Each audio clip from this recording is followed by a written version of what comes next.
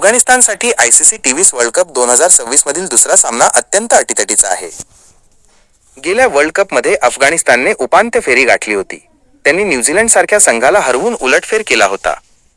मात्र यंदा पहिल्या सामन्यात न्यूझीलंडकडून 5 विकेट्सने पराभव झाला। अफगाणिस्तानने 183 धावा केल्या, पण न्यूझीलंडने 17.5 ओव्हरमध्ये लक्ष्य गाठले। आता दुसरा सामना गतउपविजेता दक्षिण आफ्रिकेविरुद्ध आहे। हा सामना अफगाणिस्तानसाठी करो किंवा मरो असा आहे। सुपर 8 मध्ये पोहोचण्यासाठी दक्षिण आफ्रिकेविरुद्ध विजय आवश्यक आहे। हा सामना गमावल्यास प्रगती बिकट होईल। दक्षिण आफ्रिकेसाठी हा विजय सुपर 8चा दावा मजबूत करेल। दोन्ही संघांत 3 टी20 सामने झाले असून दक्षिण आफ्रिकेने 3ही जिंकले आहेत। गेल्या वर्ल्ड कपमध्येही दक्षिण आफ्रिकेने अफगाणिस्तानला हरवून अंतिम फेरी गाठली होती। आता अफगाणिस्तानकडे परतफेड करण्याची संधी आहे। हा सामना 11 फेब्रुवारी 2026 रोजी अहमदाबादच्या नरेंद्र मोदी स्टेडियममध्ये होईल।